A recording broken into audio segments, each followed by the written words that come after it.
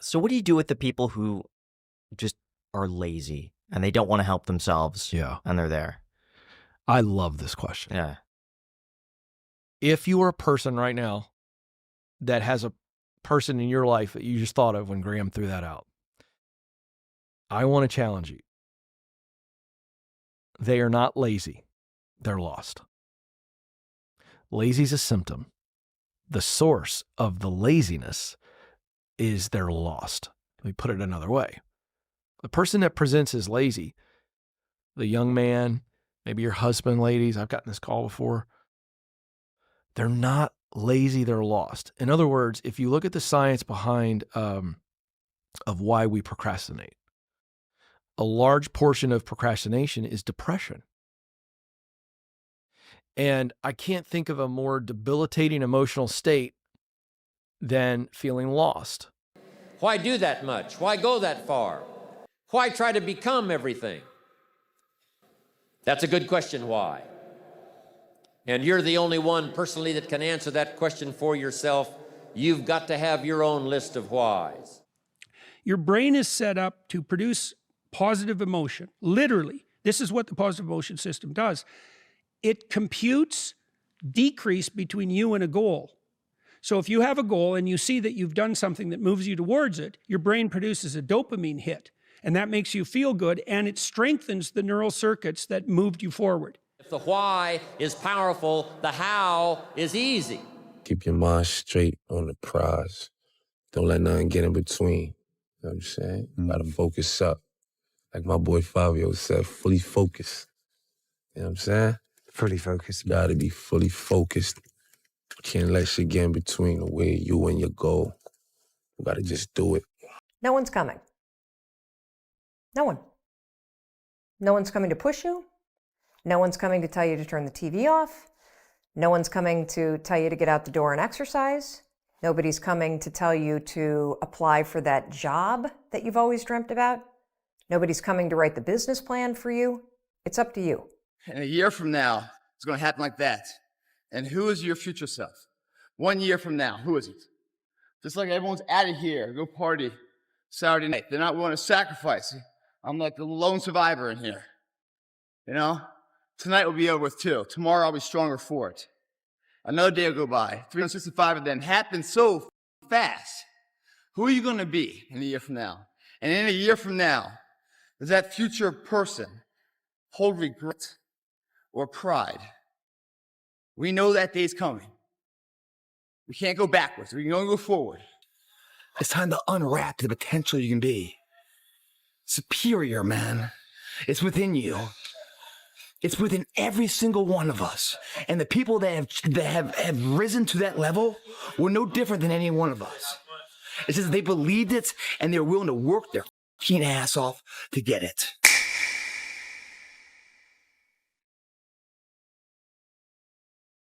About how do I stay motivated, hungry, driven?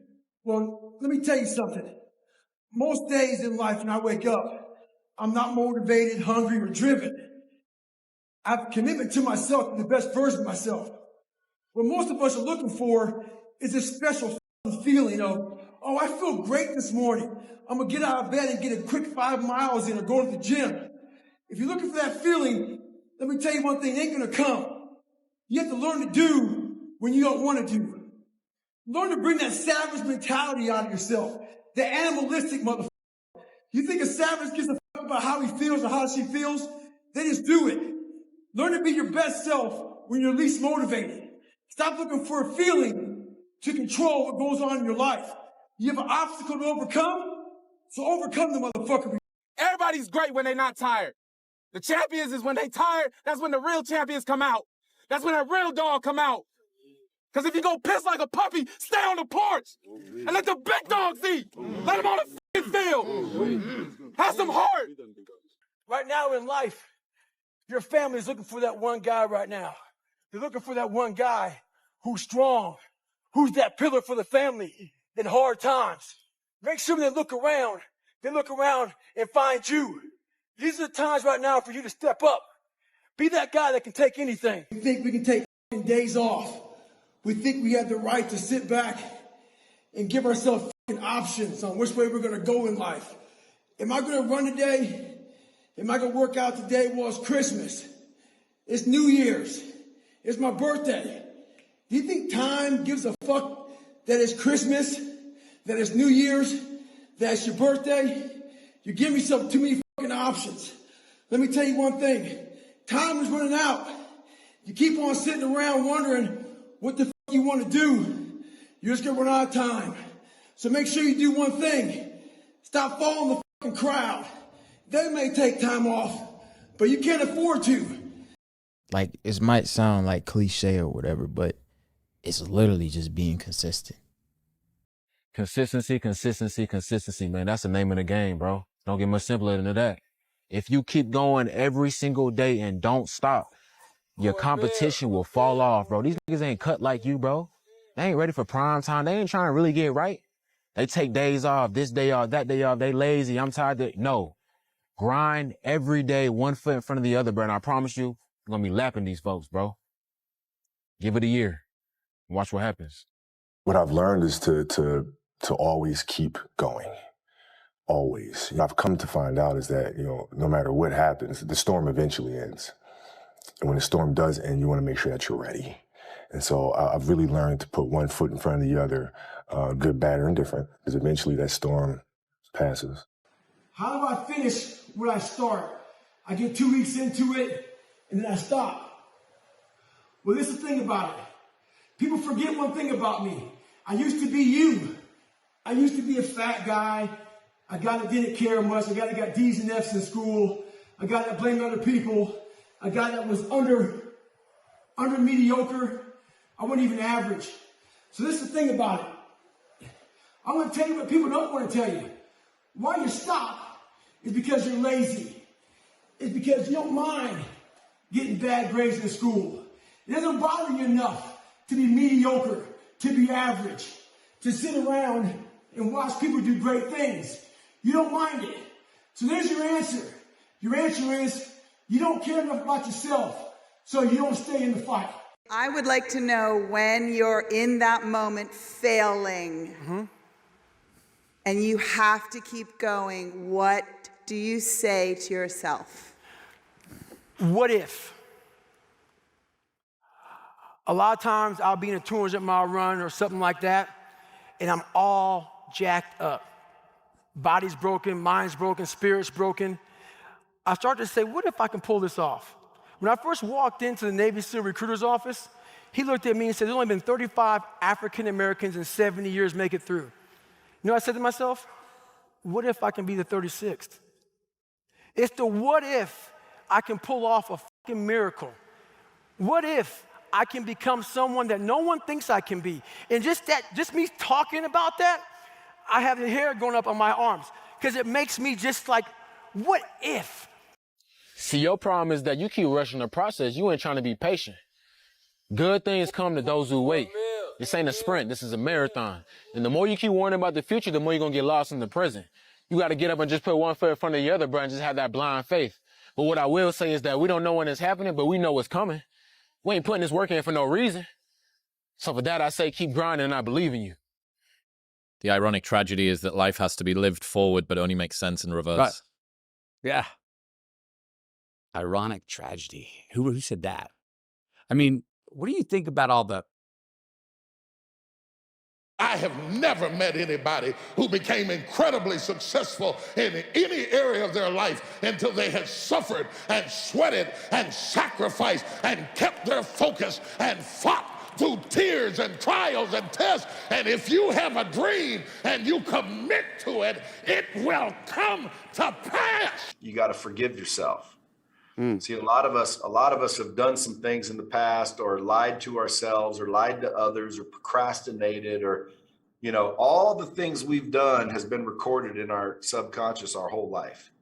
And sometimes we get to the point where deep down, subconsciously, that we're not aware of, we don't think we deserve anything better than we're getting. And that's why we're getting what we're getting.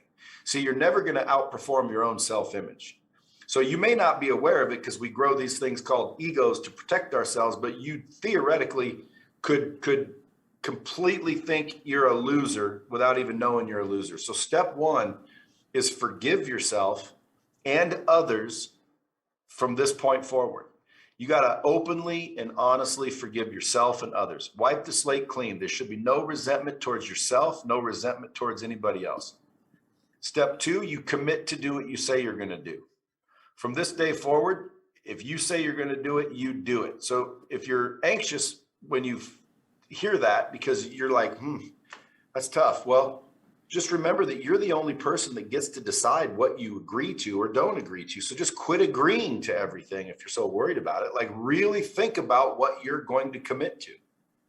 That'll make you more ethical. Your integrity levels go up all by itself, but you have to commit to do what you say you're going to do. And from that day forward, do it. Step three, you want to rack up the wins. Okay. Now we're taught to set these high goals. And if I set a goal that I'm going to make 100,000 this month and I come in at 95,000, that's a loss. I didn't get to the 100 and I lost. Now everyone will rationalize and tell me how close I got and how good the effort was. But at the end of the day, it's a loss. And the subconscious mind records it as an L. So you got to lower your goals. No one will tell you this, but trust me, you got to lower your goals to something that you know you can achieve. Can you walk one more mile? Can you eat one less French fry? Can you make one more phone call? Can you do this much more than you did before? And the answer is, of course I can. Okay, then set your goal there and start racking up the wins. Get up in the morning and exercise. Like that's not that hard to do. Boom, there's a win. You know, eat one good meal a day. Boom, there's a win. Make one more phone call. There's a win. Whatever it is you do in life, just do a little bit more. There's a win. And what happens is you start winning a lot. And when you start winning a lot, what does that make you? Confident. A winner. This law says that everything counts. Everything that you do counts. The biggest mistake that people make is they think that only what they want to count counts. No. When you read a book, when you listen to an audio program, when you go to a course, when you go to bed early and get up early and you work, it all counts. And it's all going on the plus side of your ledger. But when you watch television, waste time, hang out, fool around, and so on, all of that counts as well. And it's going on the negative side of your ledger. A person who has a great life, by the law of accumulation, is a person who's accumulated far more credits, more pluses on the credit side than debits on the debit side. And here's an important point. If what you are doing is not moving you towards your goals, then it's probably moving you away from your goals. Nothing is neutral. Everything that you're doing is either moving you toward the things that you want to accomplish in life, the person you want to be, the wealth you want to accumulate, or it's moving you away. Everything counts. The law of accumulation says that everything counts. It's time to stay focused. It's time to decide clubs, partying, fuck trying to fit in and socialize, rub elbows with everybody so people can stop calling you weird. Why are you so antisocial?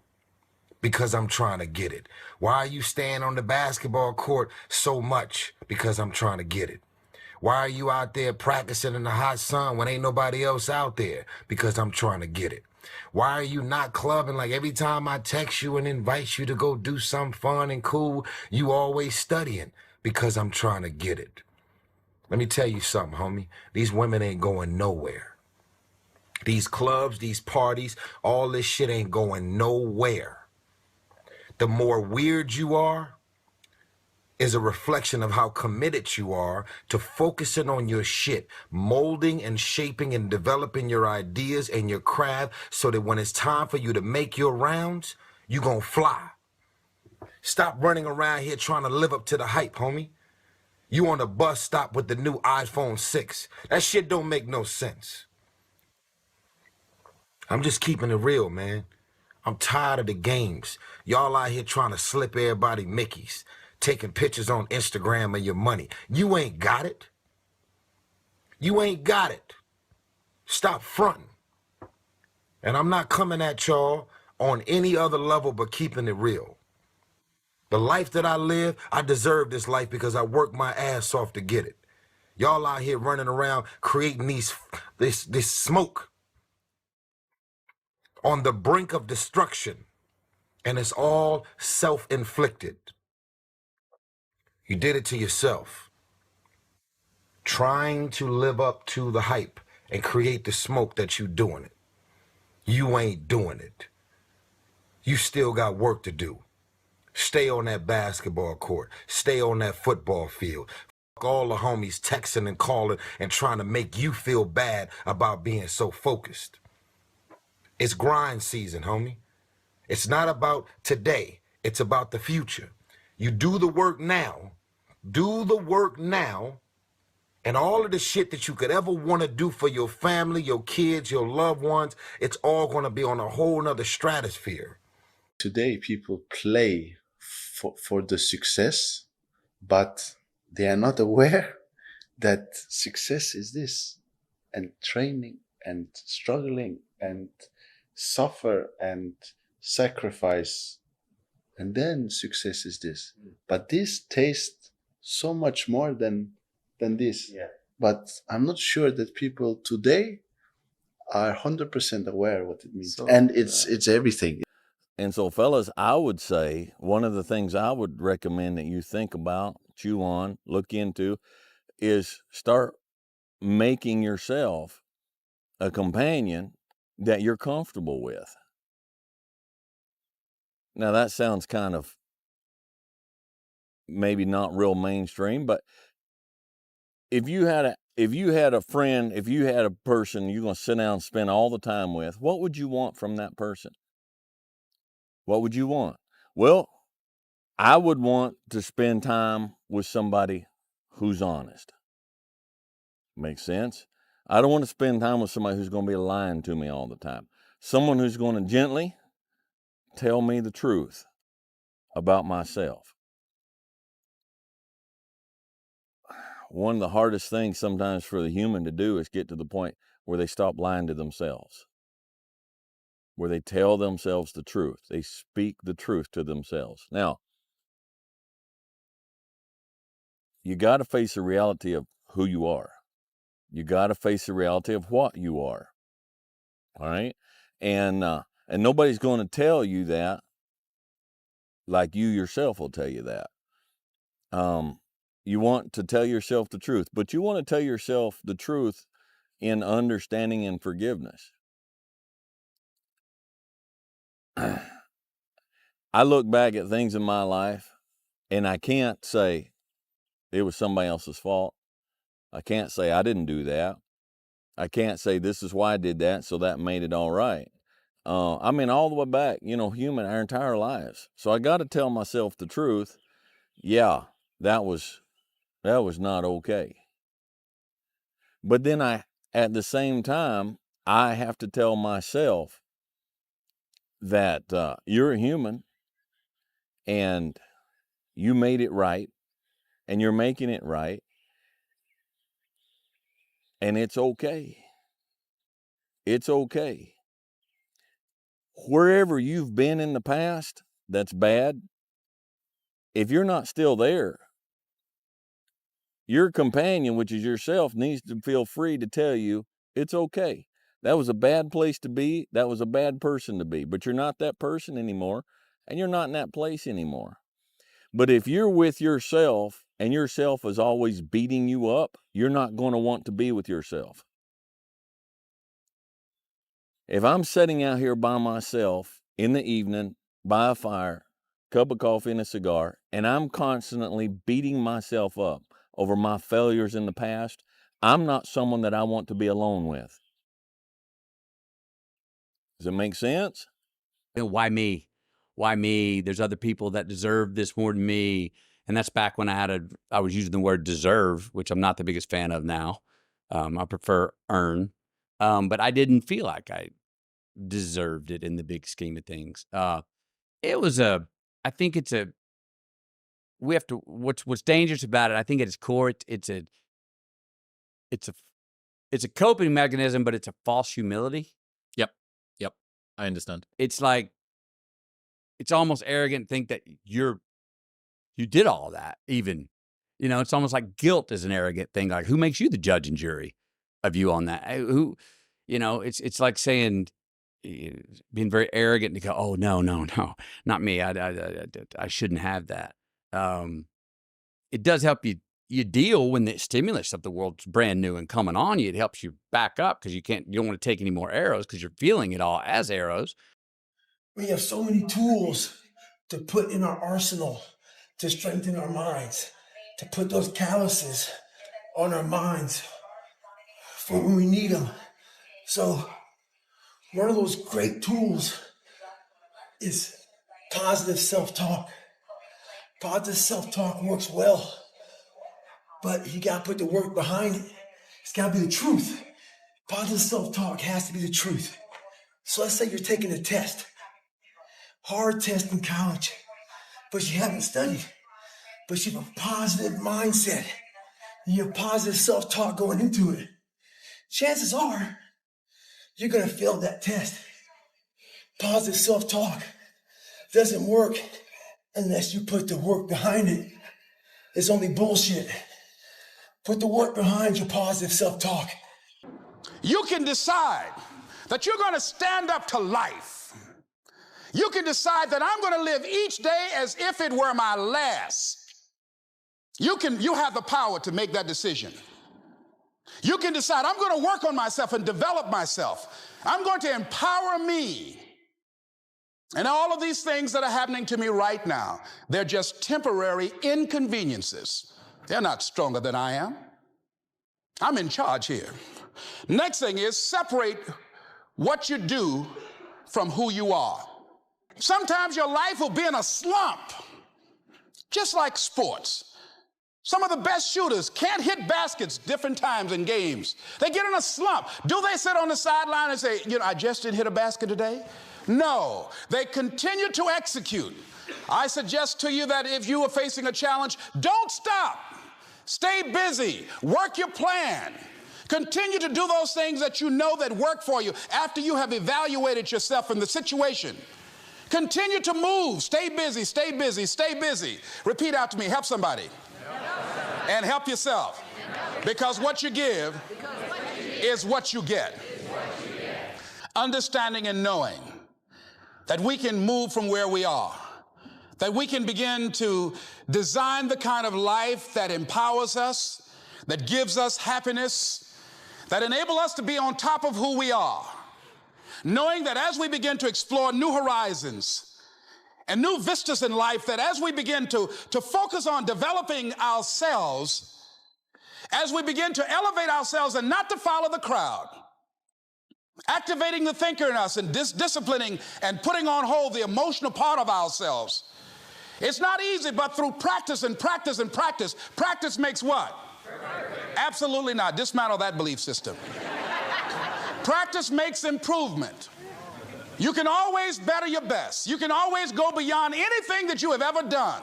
You'll never hit a state of perfection. You're always bigger than what you do. And so all you're looking for are new breakthroughs through practice and practice and practice. You'll get better and better and better. And there's still some things that will happen to you that will catch you on the blind side that you did not anticipate. You'll get knocked down, but you won't be knocked out. You'll be able to get to your feet again, be on the ropes, but you'll have a fast recovery rate when you work on yourself. Read inspirational books, of course. Listen to tapes that begin to inspire you, and stay around people who will empower you. We're up here because we had a dream and let nothing stand in our way. If anything tried to bring us down, we used it to make us stronger. We were never satisfied, never finished, will never be retired. My high school English teacher, Mr. Fisk, I actually paid attention one time in class, and he said, he had this beautiful quote, and it read, "Rest at the end, not in the middle." And I took that to heart. Whatever you do, you've got to be a little bit gone to it. You're not all there. You've got to be almost insane to your craft. Not a lot of people can understand that. That's why I don't know about nothing else. I do not pay attention to nothing else. There was games of football on yesterday. There was rugby. There was this. There was that. And like normal society is like, let's talk about this and let's engage in this. And I can't do it. I just don't, people are talking to me and in my head, I'm counting something. I'm counting up a number or I'm knee deep in a sequence on the mat or on the feet. That's my life, sequences and numbers, nothing else. I cannot pay attention to nothing else. I became obsessed. I became obsessed with being the baddest motherfucker that God ever created. Am I that? I don't care. I believe it. And I was trying to tell him, once you become obsessed with something, obsessed, it's okay to be unbalanced for a while. It's okay. Don't be all this stuff people say, you gotta be balanced. To be the best in the world at what you do, it's not about being a Navy SEAL, people. The best at what you do, you have to be unbalanced to find every bit of fucking energy and strength that you have to pull it off. Then you get balanced once you become great. Why do you think people can slip into an obsession over Netflix or whatever, or thread count, but they don't do that for something that could really change their life? Feedback. That's interesting. It's not what I expected you to say. What do you mean by that? Because, you know, buying something or getting pulled into Netflix, being obsessed about something that gives you no feedback is not scary. A real obsession, like trying to make an impact in the world, you're gonna get feedback. You try to make a difference in somebody's life, they're gonna tell you, that doesn't resonate with me, Brendan. You try to make a difference in a nonprofit, you try to change the world, you try to start something like this, and the views come or they don't come, there's feedback. And people are terrified. It's one of the 4 central fears we all have is rejection.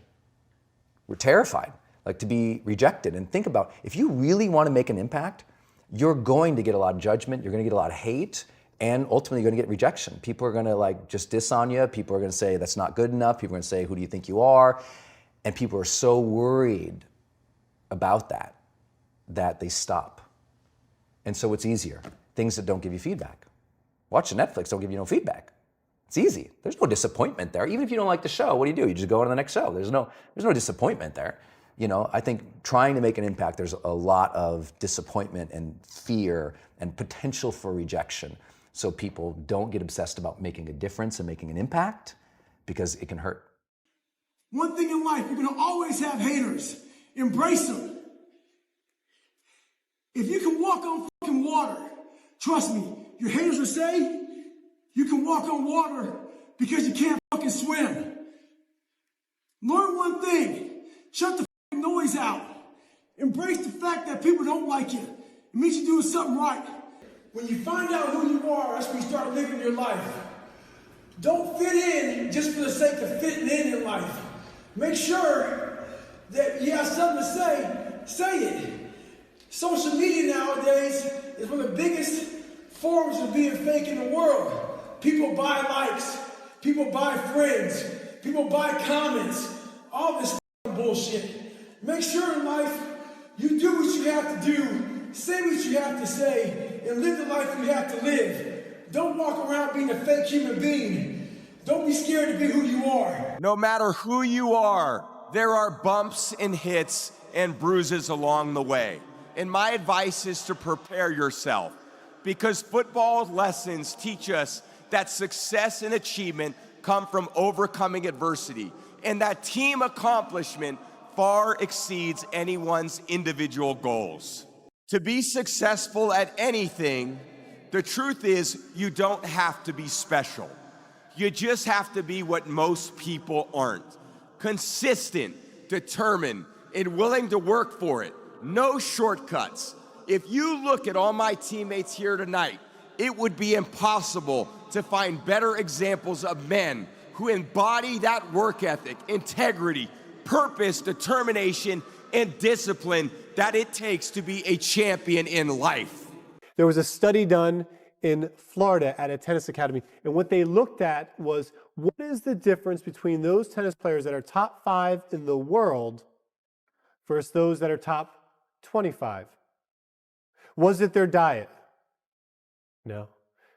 Was it their exercise? No. Was it when they started playing the game? No. Was it their coaching? No. What they actually found was this. The difference between the top 5 ranked people in the world, and the others in the top 25 was their thinking. In the 10 to 15 seconds after a point had been scored in tennis, those athletes that thought positive things such as, I love this game. There's nowhere else I'd rather be. I may have not got that shot, but I'm going to get the next one. Watch this. Those athletes that thought positive, it slowed down their heart rate, slowed down their breathing rate, and across the entire competition, they were conserving a lot of energy. They were feeling better about themselves. And thus, across an entire tennis match, in the end, they were victorious. Mostly what goes on through our mind and our subconscious is negative. Yeah. Like, I could have done this better. Oh, I'm so dumb. I said stupid this. Do you know what I mean? Like, that's how we think. All too often, our brain goes to negative. It looks for what is wrong in our environment, and it does that as a way to keep us safe. It searches for what is wrong. Thoughts are like drops of water. You drop a drop of water on the table here, and it doesn't mean much. But if you keep dropping and keep dropping and keep dropping, you get, the table becomes a wash, and then you get a puddle on the floor, and then you can get a little pond and a lake, and finally you can create an ocean. And with our own thoughts, we can drown in a sea of negativity, or we can float on the ocean of life. And it's up to us. The thoughts we think accumulate. And what sort of puddles are you standing in? Or are you up to here? Or are you up to here and trying to paddle? You know, what are you doing to yourself? When we're willing to change our thinking, we can change our experiences. And it doesn't matter if you've got a big puddle of negative thoughts. You know, you can move over here and create a puddle of marvelous positive thoughts. You can make changes, always. Human beings, because of the size of the neocortex, we can turn on the stress response just by thought alone. We can think about our problems and turn on those chemicals. That means then our thoughts could make us sick. So if it's possible that our thoughts could make us sick, is it possible then our thoughts could make us well?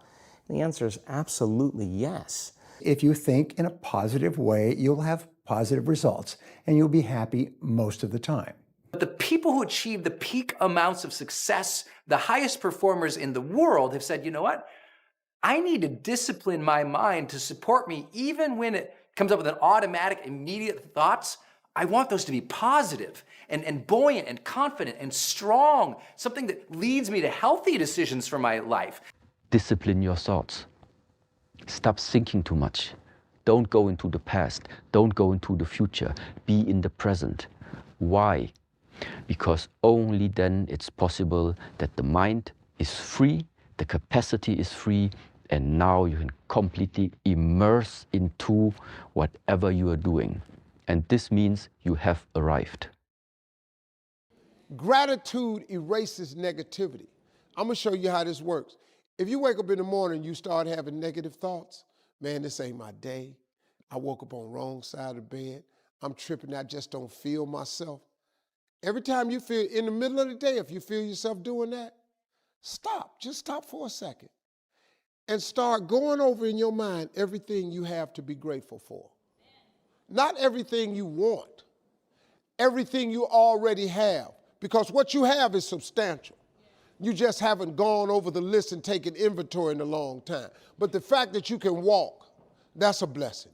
The fact that you woke up, that's another blessing. The fact that you can see, think, reason, that's another blessing. The fact that you can go somewhere and get yourself something to eat, that's another blessing. The fact that you can go and turn the key and call someplace home, that's another blessing. The ability to dream is a blessing. The fact that you have an opportunity to get it right is another blessing. The fact that you're beautiful, that's another blessing. The fact that you have any measure of health, that's another blessing. And I'm just talking to you, I don't even know you. I could give you 50 things you ought to be grateful for right now. I don't even know you. We need to search for what is right. We need to search for what we can be grateful for. And so what we need to do is we need to find 3 things that we're grateful for early in the morning, not late at night, but early in the morning when your brain is still kind of waking up, it's still kind of in theta state, because theta is the most programmable state that you can be in. And so a simple exercise like this can just help shift your focus from what's wrong in your life to what's going right, or what you can be proud of, or what you can find that's good. We can give positive thinking, positive questions, positive approaches to life, a lot of importance in our life, and a lot of focus on them and give a lot of duration to them over a period of time, and they get sealed in the brain as well. And now the brain says, well, that's easy, automatically thinks about it. And then when I started paying attention to my thoughts and changing them and saying, you know what, thank you for sharing that, brain or spirit or whatever's going on in there, but you know what, I am doing good, I am better, I am trying, and redirecting those thoughts to be more positive thoughts and affirmations like, me and my children are always healthy. We live a joyous life. Things like this every single day really help redirect me from the beginning of my day. And it's hard to do, but sometimes it just, out to the universe, I accept all the good things the universe has to offer. You know what I mean? Just things like that every single day just help you to start off your mind and your day in the right way. And it helps. Once we say, what's my mind on right now? And we redirect it, that is where personal power comes from. First, awareness, right? And understanding and the consciousness to what's going on.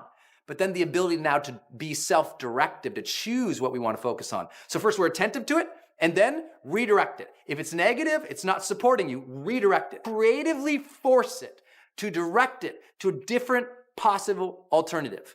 Force it. Literally go, oh, I'm sensing this negative thing over here is coming up for me. I'm sensing it. Stop. Okay, get to work, brain. What positive thing could I create and focus on? And close your eyes and think about it and focus on it and focus on it and focus on it and build it out. Make it elaborate in your own mind so you can visualize and see it and feel it and focus on it, focus on it, focus on it. Literally, later on in the evening, focus on it again, focus on it again. I mean, you start building in that capacity. Do you have a problem in life? No? Then why worry? Do you have a problem in life? Yes. Can you do something about it? Yes. Then why worry? Do you have a problem in life? Yes. Can you do something about it? No. Then why worry? I'll change the word problem to the word situation. Whereas problem is a negative word that triggers feelings of fear and anxiety, situation is a neutral word. So instead of saying we have a problem, you can say we have a situation. Perhaps the best word of all is opportunity. Instead of saying we have a problem, you can say we have an unexpected opportunity. Remember, practicing positive thinking, it's a process. It's not going to happen overnight. You're not going to be positive today and wake up tomorrow and just immediately be like, oh my God, I'm so positive. But when you're really consistent with it, when you practice it all the time, you can actually change your mindset. You can actually change the structure of your brain. What do you think is the key to achieving our goals, our success? Some people suggest things like hard work, focus, persistence. But research shows these are all byproducts of something else, something much more powerful that we can all develop. Your mind. You have to be able, like if your mind starts getting anxious, okay, I know we're getting weird, it's time to work out. Okay, I know maybe we should meditate, maybe we should do this, maybe we should do that. Don't just keep scrolling. You got to know when and when, but most people don't have that kind of self-control and discipline. Your mind has to be stronger than your feelings. Your mind has to be stronger than your feelings. Think about every poor decision you've made in your life. Gosh.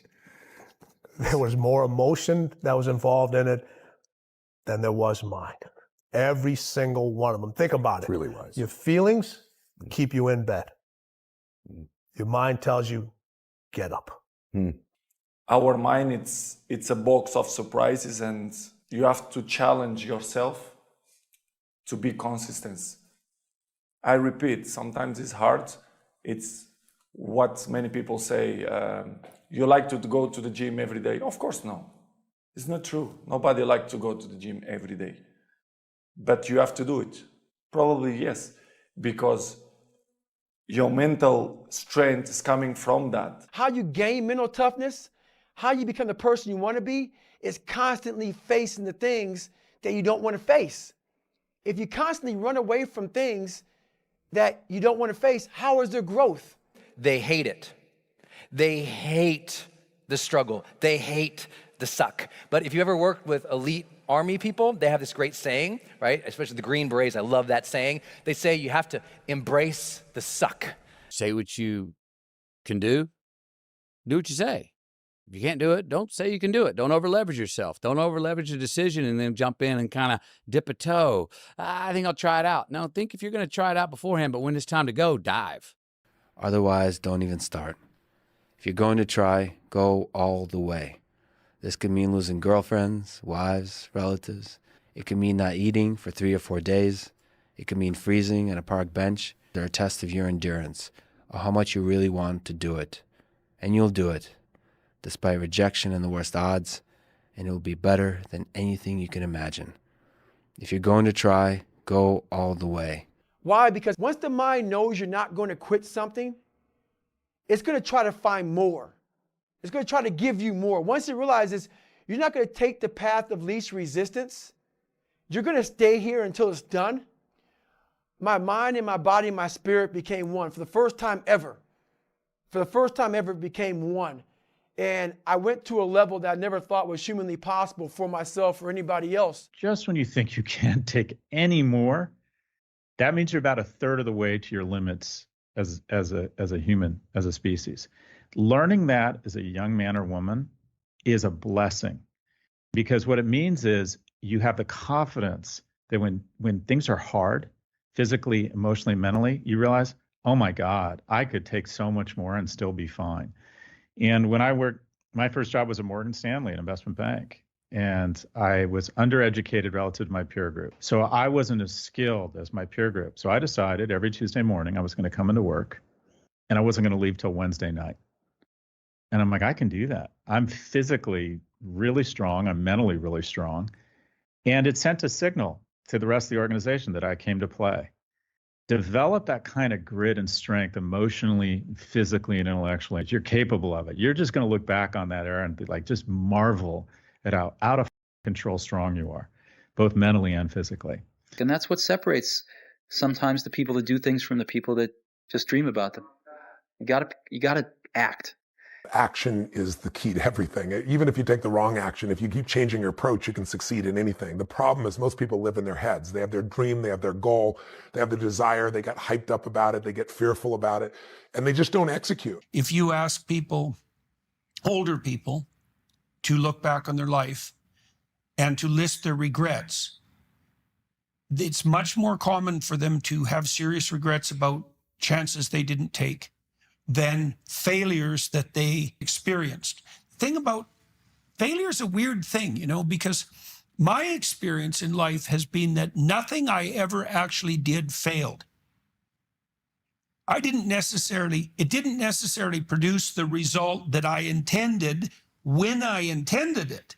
But if it was a genuine effort and I followed through on it, there was some benefit that emerged in consequence of that justified the effort. And sometimes that was quite a long time later. Maybe what you learn is how you could have done it better or how you could do it better, but you're going to learn something. He said, but imagine, if you will, being on your deathbed and standing around your bed, the ghost of the dreams, the ideas, the abilities, the talents given to you by life, but you, for whatever reason, you never pursued those dreams. You never acted on those ideas. You never used those gifts. And there they are standing around your bed looking at you with large, angry eyes saying, we came to you, and only you could have given us life. And now we must die with you forever. And the question is, if you died today, what dreams, what ideas, what leadership, what books, what gifts will die with you? A very good friend that I lost recently, Miles Monroe, said, the wealthiest place on the planet is not in the Far East where there's oil in the ground. It's not in South Africa where there are diamond mines. He said, the wealthiest place on the planet is the cemetery, because there you find potential never realized. There you find dreams never pursued. There you find people allow themselves to be imprisoned by fear and living a small life. Maybe that's why one woman asked in a moment of anguish, what if you live your whole life only to discover it was wrong. Maybe that's why Henry David Thoreau said, oh God, to reach the point of death, only to realize that you've never lived, only to realize that you've never scraped the surface of your potential. Let me tell you something you already know. The world ain't all sunshine and rainbows. It's a very mean and nasty place, and I don't care how tough you are, it will beat you to your knees and keep you there permanently if you let it. You, me, or nobody is gonna hit as hard as life. But it ain't about how hard you hit. It's about how hard you can get hit and keep moving forward, how much you can take and keep moving forward. That's how winning is done. Now, if you know what you're worth, now go out and get what you're worth. But you gotta be willing to take the hits and not pointing fingers saying you ain't where you wanna be because of him or her or anybody. Just do that and that ain't you. You're better than that. What the are y'all waiting for to start attacking life? Waiting for the stars to align? Back when I was growing up, the song came out. All I need is a miracle. Well, guess what? That miracle ain't coming. There is no perfect time to start. You gotta start now with changing your life. We're all being tested in life. And guess what? This is one test you can't cheat on.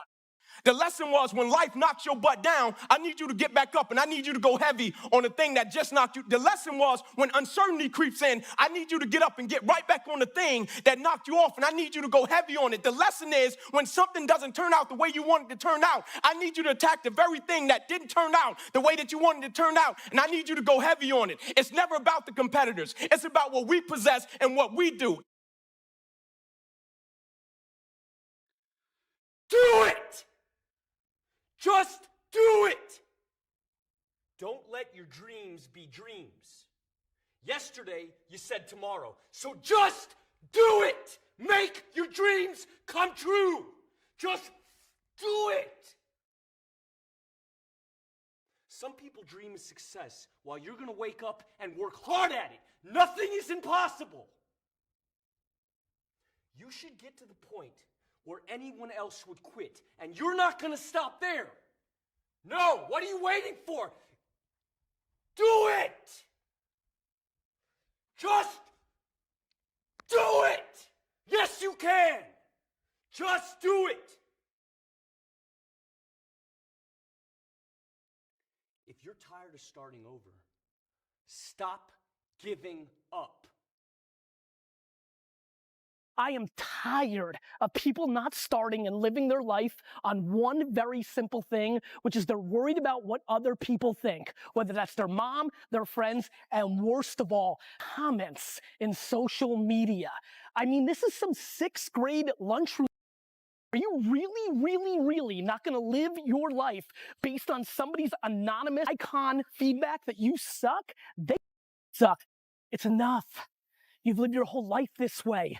It doesn't matter what they think. When you're 92 and you're sitting there, you're not going to give about what Punkman 96 had to say, or even what your aunt had to say, who's miserable because she never got hers, so she's trying to keep you down. So very simply, please take the passion that is pouring out of my face right now and run with it and go do something. If you need a little burst, here it is.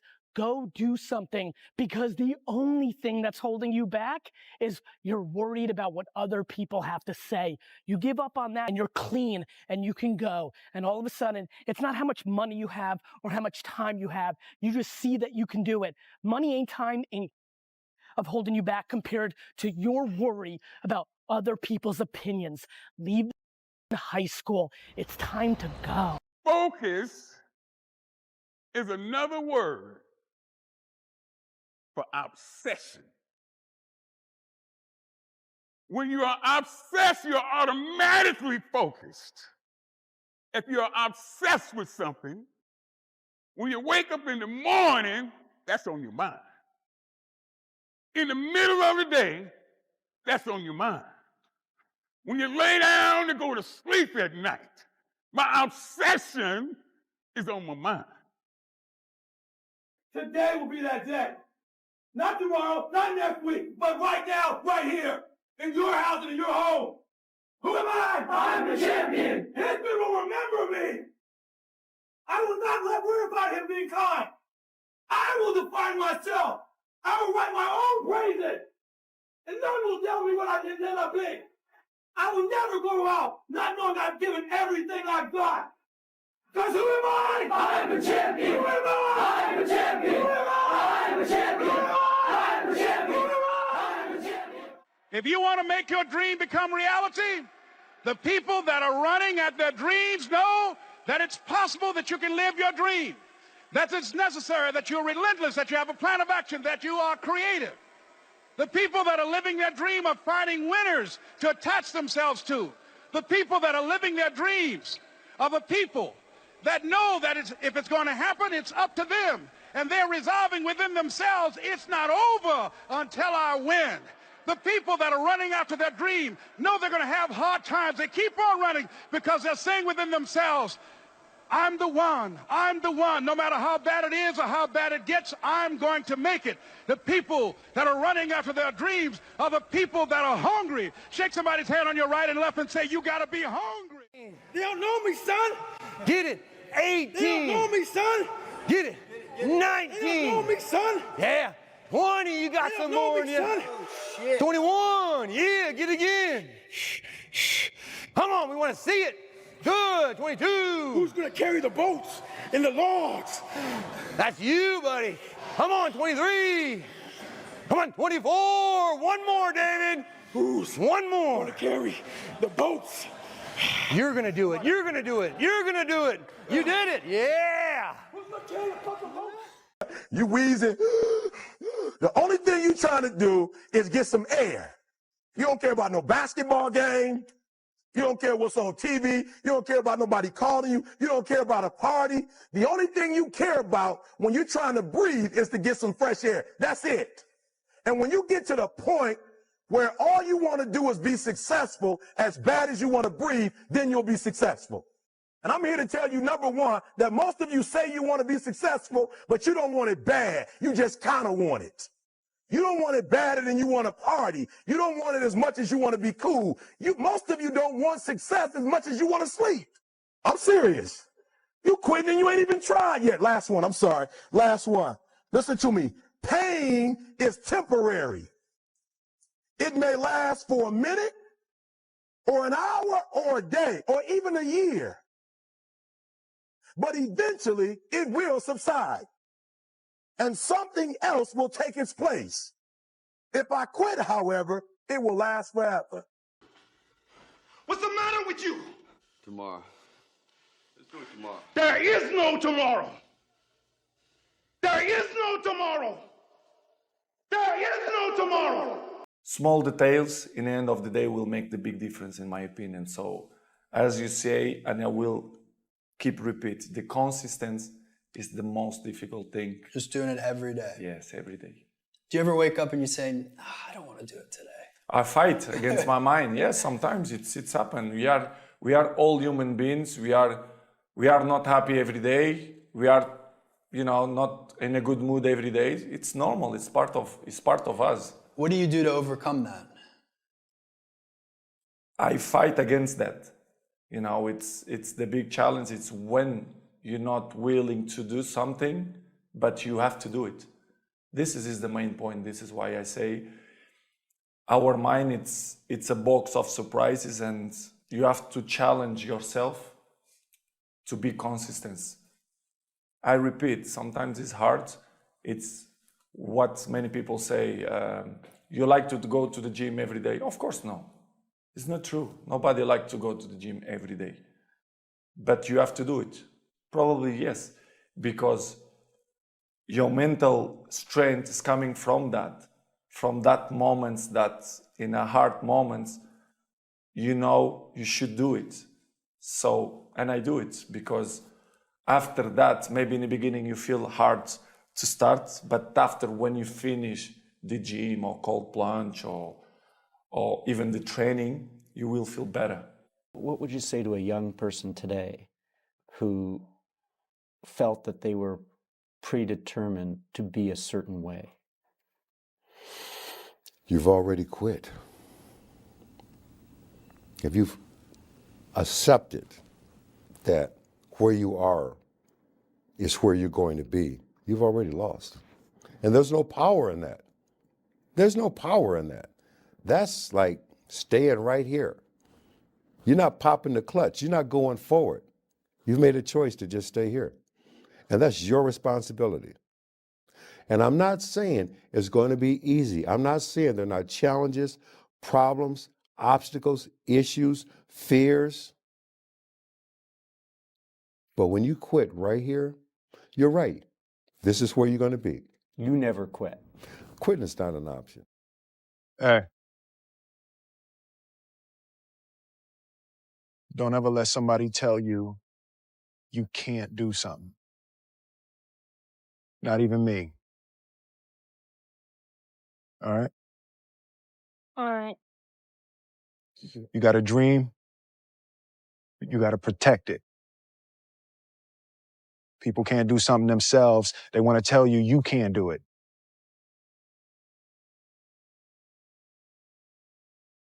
You want something, go get it. Period.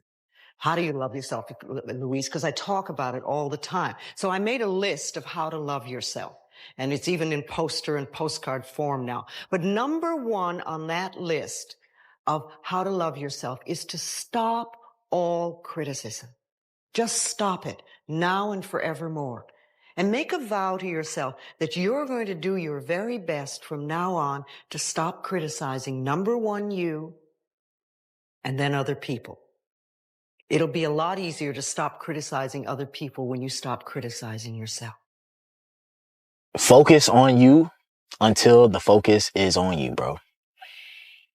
I know that, we want the focus to be on us today, but if we put the focus on ourselves, like me, putting the focus on me, giving myself everything I need to be successful, giving myself everything I need to be competitive, giving myself everything I need to be the catch, to be the prize, that's what I'm going to do. When you focus on doing that, fellas, and you don't pay no mind to nothing else outside of your control, you don't pay attention to them paying attention to you. When you stop doing that, I promise you, that's when the focus and the attention is going to be paid on you, bro. I promise you. Been anything along your journey that you've kind of regretted? And then how do you deal with regret?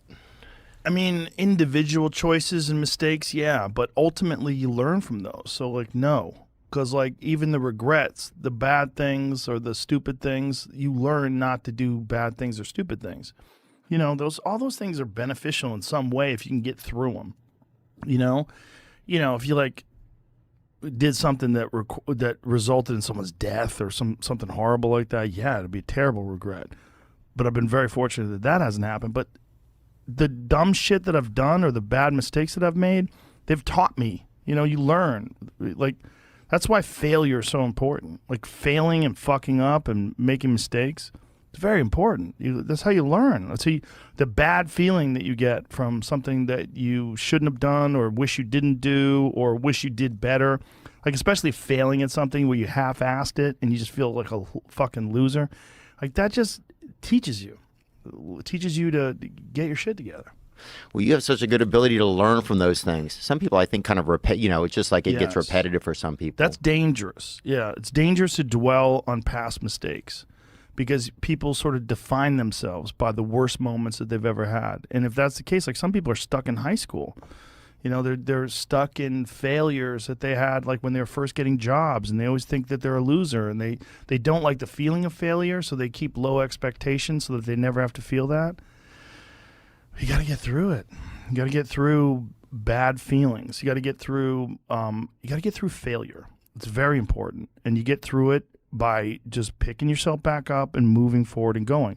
But it's hard for a lot of people because that sting, they never get over it, the feeling of failure. And they don't have a good support system, like good friends. Like, having a good community of friends is very, very important, because you could feel like if you've been, a girl broke up with you and you feel like you're the worst, you're a fucking loser, like you're a piece of shit. But then you go out with your friends and you have a few laughs, and next thing you know, you're laughing and you're like, I'm all right.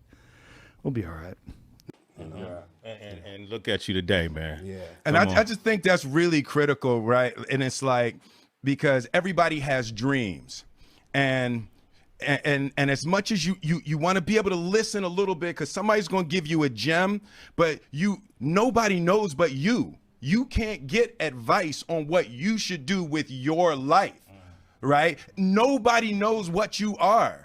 Like even sometimes you don't really even know what you are. You got to take your shot. And it's like, as much as you want people to agree and you want the people around you to be supporting your dreams and all, it's not going to be like that all the time. You got to do it alone. And people will help you, and when you get the ball rolling, people will jump on. But if you don't believe, nobody else is going to believe. People come along because your belief is so insane. Thoughts are like drops of water. You drop a drop of water on the table here, and it doesn't mean much. But if you keep dropping and keep dropping and keep dropping, you get the table becomes a wash, and then you get a puddle on the floor. And then you can get a little pond and a lake, and finally you can create an ocean. And with our own thoughts, we can drown in a sea of negativity, or we can float on the ocean of life. And it's up to us. The thoughts we think accumulate. And what sort of puddles are you standing in? Or are you up to here? Or are you up to here and trying to paddle? You know, what are you doing to yourself? When we're willing to change our thinking, we can change our experiences. And it doesn't matter if you've got a big puddle of negative thoughts. You know, you can move over here and create a puddle of marvelous positive thoughts. You can make changes, always. So you want to turn those fear thoughts into positive affirmations. Let them work for you. Do you believe that every person has the ability to choose the right path, the spiritually enlightened path? Absolutely. Absolutely. It's not easy. It can be tremendously difficult. It's easier to quit. It's easier to succumb. It's easier to give in, but to go forward, that's tremendously difficult. You have to be bold to do that, to say, no, this is not where I'm going to be. I often think of another person. This woman and I are the same exact age, same zodiac sign, went to the same elementary school, and lived a half a block away from each other in my hometown, Milwaukee, Wisconsin. There was nothing in our environment that said I was going to go on to become Chris Gardner and she was going to go on to become Oprah Winfrey. There was nothing there. We chose. And there are a lot of people in this world who have also chosen. That's one of the things I've learned, this part of the journey in life. So many of us have chosen. And one of the most important things that we have chosen is to break these various cycles. Cycles like links in a chain. We've chosen to break these cycles. We've chosen that, you know what? Whatever was an issue or a challenge or a problem for me does not have to become generational and get passed on to my children. Yeah. It's the main point, because everyone wants to be Cristiano, but I give you the map. You think you will do it that? It's difficult. It's the discipline. The discipline is the most difficult thing, not only in the sports, but in the life. Yeah. I don't care how good you are in anything. You don't have discipline, you ain't nobody. Right. You're nothing without discipline, because you give up under the slightest struggle without discipline. 100%. I mean, discipline is doing what you hate to do, but do it like you love it. Doing what you hate to do, but do it like you love it. That is a great quote. Mm-hmm. And if you can do that, you could be successful in anything. You know, you normally are. Your mind has to be stronger than your feelings. Your mind has to be stronger than your feelings. Think about every poor decision you've made in your life. Gosh. There was more emotion that was involved in it than there was mind. Every single one of them. Think about it. Really wise. Your feelings keep you in bed. Your mind tells you, get up. It's easy to give up. You know, Hell it's yeah. easy. It's the easiest thing in the world to do. I'm done. I ain't going. Oh yeah. I ain't gonna keep going. Yeah, I don't feel like going to work. I'm done. Yeah, man. It's easy. It's very easy. But what's hard is going, yo, yesterday I got nothing from working as hard as I could. Nothing happened from that. I'm going to do the same thing again today, but I'm going to try to go harder. That's the hardest thing in the world. To get up every day and give 100% and be in the same position that you were each day, but mentally know that you're trying and trying and trying. That's a real grind. It's been very fun especially talking to young men about this. It's like, well, and that's the other thing too, is I think the world is full of darkness, let's say. And we could say each of us have a little bit of light. And if we release that light, if we let it shine properly, Christ, it's too cliched to go on with in some sense, but the world is a lesser place if you do not reveal from within yourself what you have to reveal. And the fact that the world is a lesser place actually turns out not to be trivial. Like if you aren't everything you could be, more people will die, more people will suffer, more evil will be unconstrained, more tyranny will reign, more chaos will remain chaotic and dangerous, all of that. Do you mean this in the sense of like the old proverb of the wings of a butterfly fluttering become a hurricane? It's something similar to that, but it can even be more local. It's like your family is more messed up than it could be if you were less messed up than you are. Right. So if you just got your act together, like 10% more, your family would be 1% better. Right. It's like, well, do it. And that would ripple off into the people that they interact with. Yes, and ripple, that's the other thing that's so cool is that, like, people think, well, there's 7 billion of us, and each of us is just this separate dust mote, like floating in the cosmos, and what the hell difference does it make what you do anyways? It's like, that is not how we're connected. It's like, you're the center of a network, and you know way more people than this, but let's say typically, you're going to know 1,000 people in your life, well enough to have an impact on them, okay? And each of those 1,000 people is going to know 1,000 people. So you're one step from 1 million and 2 steps from 1 billion. And we are networked, technically. That's how human interactions work. And so when you do something that you shouldn't do, it's worse than you think. And when you do something that you should do, it's better than you think. And so you think, well, this is why I've been telling people, well, clean up your room. It's like, well, your room is actually networked too. It's not that easy to clean up your room, to set it. So you want your room to be set up so that when you walk in there, it tells you to be better than you generally are. It's organized, it's got direction, everything's in its place. You try to do that in a chaotic household. You know, I've watched people do this because I had students do these sorts of things as assignments. I'd say, look, pick a small moral goal, clean up your room, and just write down what happens as a consequence. So maybe these are students in a chaotic household. The whole place is a bloody mess. No one's taking any responsibility for anything. And so they decide they're going to start to clean up their room. And then the people in the household notice. Well, the first thing they do is get pissed off. It's like, who do you think you are? Like, you think you're better than us? Like, why do you think this is worthwhile?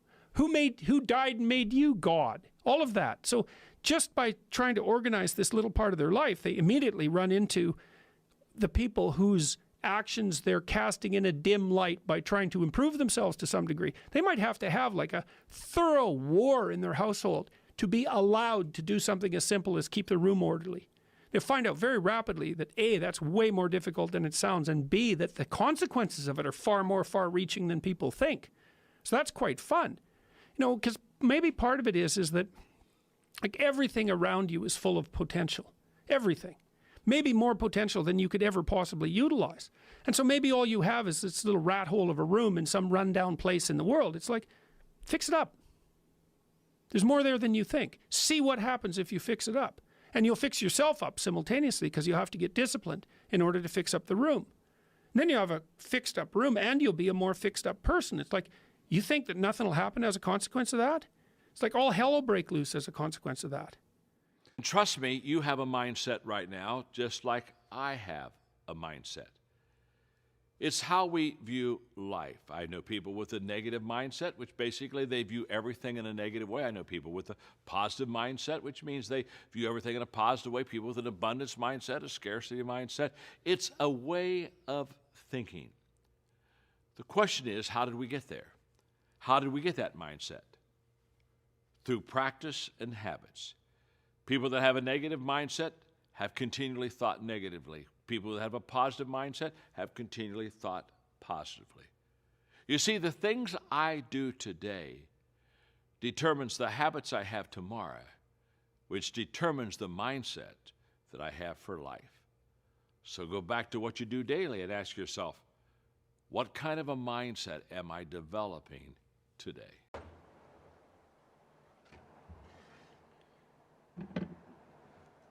Okay, y'all ready for a lecture? Talk about the importance of nothing. You get up every day, you're entitled to nothing. Nobody owes you nothing. You could have talent, but if you don't have discipline and you don't execute, you don't focus, what do you get? Nothing. If you're complacent and not paying attention to detail, what does that get you? Nothing. So nothing is acceptable but your best. So we need to be, everything is determined by what you do and you trying to be your best so that you can build on positive performance so that, and that's the only thing, there should be nothing else. And it's also very much worth thinking about with regards to setting up your life in general. It's like, if you concentrate solely on your career, you can get a long way in your career. And I would say that that's a strategy that a minority of men preferentially do. That's all they do. They work like 70, 80 hours a week.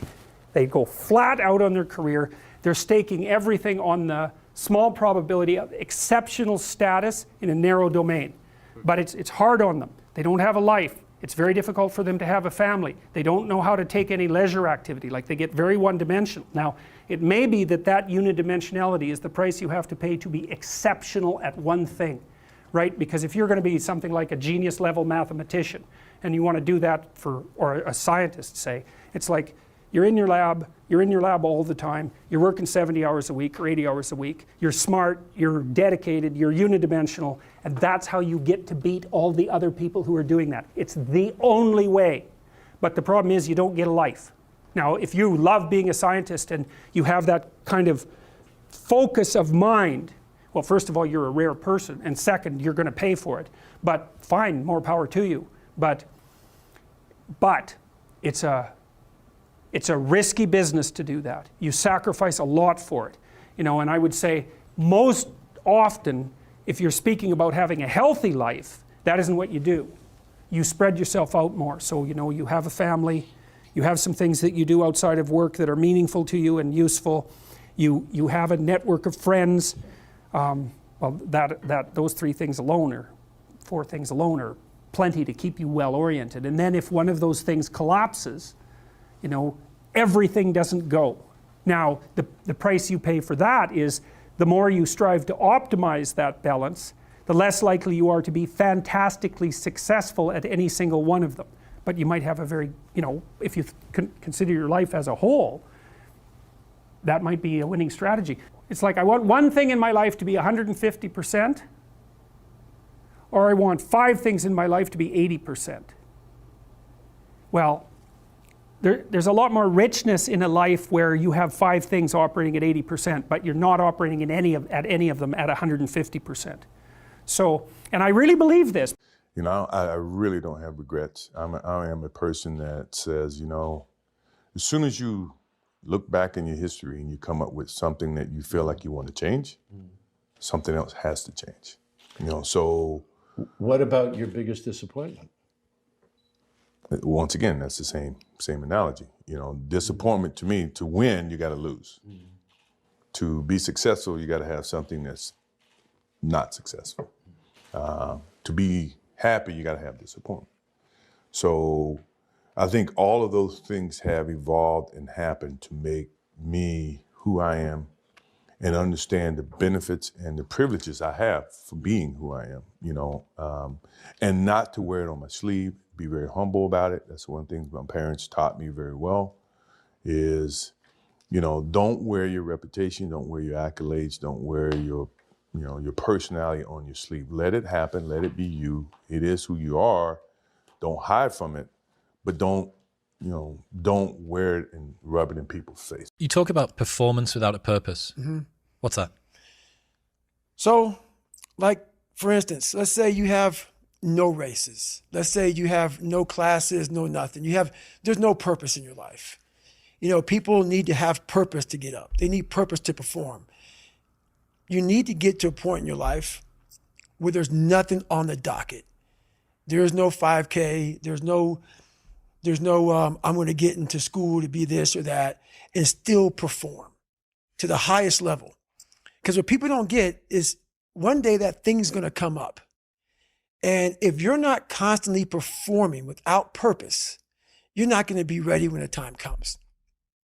It's this magical thing, purpose, that we're all looking for. But what's funny about it all is that we need these things to perform. But we don't take a second to realize the purpose is always there.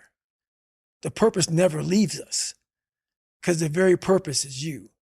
You are always the purpose. There may be another purpose, like being a SEAL or going to college or whatever, but the main purpose in life is you. So if you wake up in the morning and you don't want to do something, you don't care enough about yourself. And that's what you need to really research is, man, why am I not doing this for myself? Because that is the number one purpose in life, is to better oneself. So that's the only purpose I fucking need. So the reason I get up every day, even though there's no race or there's no school, or there's nothing in front of me, is because I have pride in myself. The key to being successful is planting. You've got to plant. Now, when you plant seeds, young people, you can't expect a harvest in 30 days. The harvest don't come in 30 days. You got to plant your seed, and sometimes the harvest don't come for years. Everything is not instant. So here's what I do. I get a row and I drop seeds in the ground. Then I go back and I cover them up with dirt, because the dirt, you need the dirt. Then once I cover it up, I dig another row and I plant some more seeds. I got about 10 rows planted. I look back at the first row and it's starting to sprout. Some stuff starting to come out the ground. I don't go back to that first row and just start eating, because it ain't really bearing no fruit right now. You can't eat the stalks and the leaves. You got to wait till it bears fruit. In the meantime, you got to keep planting. Now, you're going to look up in about 5 years, you're going to look back and something you planted 5 years ago going to have a lot of fruit on it. Then you can go back and start partaking of that fruit. But the reason you got to keep planting is because sometimes you're going to get rained out. Sometimes it's going to be a drought. Sometimes, man, the pesticides / haters is going to do what they do to your planted crops. Now, you got to mentally be prepared for that. But the planting process can never stop. If I could tell anybody anything, keep planting seeds and never stop planting, because you have no idea when God gonna drop all the necessary rain and you look up and everything you need is right there. The hardest part of all of it is being vulnerable enough to admit the abuse, admit the past. Most of us don't want other people to know that, and that's right. The hardest part, to open up and be that vulnerable. Right. When did that start to bubble to the surface for you and you start to see vulnerability as a strength? Well, where it started making me, I had to stop giving a fuck about people. That was the biggest thing. I had to stop caring what people thought about me. I realized that everybody's fucked up. That's the one thing I realized. I walked around and I put these people on a fucking pedestal. Everybody was better than me. So I can't tell you anything about me because you're gonna judge me and I'm gonna feel even worse than what I am.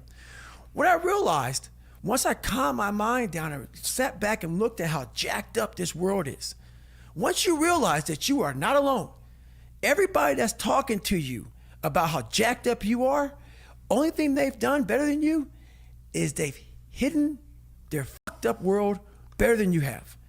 That's all they've done. So once I realized that, if you want to sit back, like for instance, there's all these things that are on TV and we have all these news people judging people who fuck up in life. And yeah, they made big mistakes. But that person who is judging you on TV, I guarantee you that news person, and say, I'm glad that my shit didn't come out, but I'm going to judge the hell out of you. I know that about people. So if you want to sit back and judge how jacked up I was and how messed up my life was, Merry Christmas, go for it. Have a good time.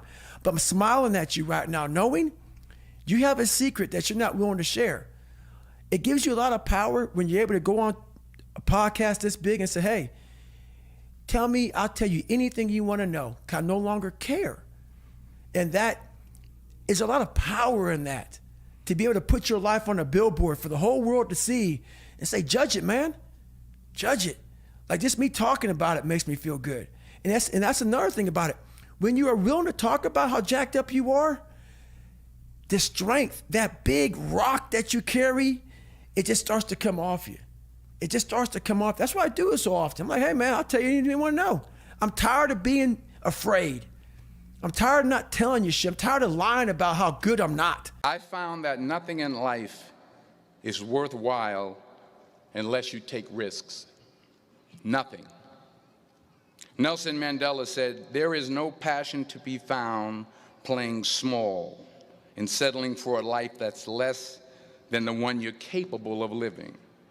Now, I'm sure in your experiences in school and applying to college and picking your major and deciding what you want to do with life, I'm sure people have told you to make sure you have something to fall back on. Make sure you got something to fall back on, honey. But I never understood that concept, having something to fall back on. If I'm going to fall, I don't want to fall back on anything except my faith. I want to fall forward. I figure at least this way I'll see what I'm going to hit. Fall forward. This is what I mean. Reggie Jackson struck out 2,600 times in his career, the most in the history of baseball. But you don't hear about the strikeouts. People remember the home runs. Fall forward. Thomas Edison conducted 1,000 failed experiments. Did you know that? I didn't know that. Because the 1,001st was the light bulb. Fall forward. Every failed experiment is one step closer to success. You've got to take risks. Because as humans, I think naturally we go into situations sometimes and we're selfish. And so we want to see, how can this benefit me? How can I go into the situation and it best benefits me and everybody that I'm connected? Like, how can I get the edge in this situation? Instead of stepping back and understanding that when you're selfish, it's a dangerous thing, because when you're selfish and you go into situations at a certain point in life, we're always going to come up against something that's a lot tougher than us. And if we're always selfish, 9 out of 10 times, if the only thing we think about is just ourselves, when we hit something that's a lot tougher than us, we don't have a driving force to do what we do. And so it's easy for us to surrender, step back and say, man, forget it. I'll throw it away. It's just like I'm married, right? And so I'm young, I'm 6 years in. And so I went to an old couple one time and they were married some crazy years, 60 years, something like that. And I said, right, crazy, insane. But I'm saying, how did you make it last that long? And they said, the reason we made it last this long is because we come from an era when something is broken, we don't throw it away, we fix it. And so as people, the way I approach situations, how can when something is broken, I don't throw it away and I don't let the circumstance or the situation define my life, but I try to figure out how can I fix it, and fixing it may not be my arm working, but fixing it may be me using it every day to be a blessing in somebody else's life. How do you develop consistency and more discipline in your life? And often with these kind of ideas or questions, I find the focus wrong, and I like to look at it differently from a different angle. So the human brain operates by pleasure and pain. What is pleasurable, we're attracted to, and what is painful, we naturally recoil from. And if things become too painful, we never do them. And if things become pleasurable, we get addicted to them, often with bad consequences. All right? So if the idea of discipline, of consistently doing an action, is only associated with pain, with tedium, of being by yourself in a room, doing one thing over and over and over again, you're never going to get over the mountain, because it's associated with too much pain, and the brain naturally shrinks from anything that's painful, okay? So there has to be pleasure involved. Discipline has to have an element of pleasure. Consistently doing your work has to have rewards. Reward is the key word here, right?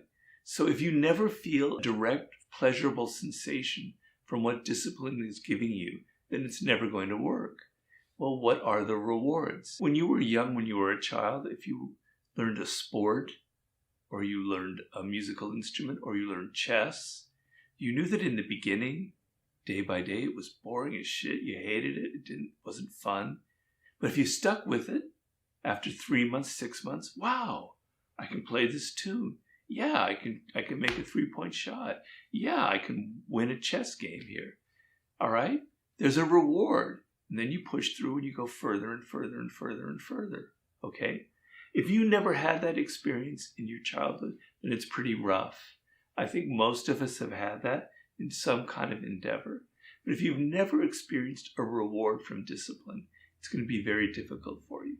But you have to know that after the 3 months or the 6 months of sitting in your office and writing every single day over and over and over again, because you're trying to write a book or a novel or whatever, it's boring as hell. But man, I'm going to reach that moment in 3 months and 4 months. There's going to be a reward, and I'm going to feel it, and I'm going to get addicted. I'm going to get hooked to that. And you get hooked to those rewards to the point where other kinds of immediate pleasures don't have the same effect on you. And you want this again and again and again in your life. The highs that come from actually reaching your goals. So you have to think in the moment of this where you're trying to discipline yourself of what will be the reward of the visualize it and feel it. I'm going to have this skill at the end. I'm going to have this business that I've started. I'm going to have this sense of pride. I'm going to have this sense that I got where I wanted to. And literally visualize it and imagine it and feel it in your body and know that that's where I'm going to have that reward at some point. And if it's too much drudgery and tedium, you're never going to get past that point. So that's sort of my main lesson there. In life, we have these 5 buckets, right? The first bucket is our knowledge, which is what we know. When we apply what we know, it becomes a skill, right? And these first 2 buckets, your knowledge and your skills, are the only buckets in your life that no professional earthquake can ever unfill. They're also the buckets that overflow to fill these last 3 buckets, which is your network, your resources, and your reputation. When you have knowledge and skills, you'll undoubtedly build a network. That will lead to resources, and finally, reputation. Life can take away these last 3 buckets, but if you're a young person, the key takeaway here is when you're selecting that job, like I was at 16, 17, 18, 19 years old, don't select for reputation, a nice jobs title. Don't even select for resources, getting paid more. Focus on jobs that will fill these first 2 buckets, which is knowledge and skills. And there's a very deep truth here that points to the arising of a mentally created self-image that people have and live with. So it's almost as if you had a phantom that walks with you wherever you go, that is your mind-created image or concept of who you are. And that is what we call the ego. The ego is a mental image conditioned by the past, conditioned by your environment and many other factors.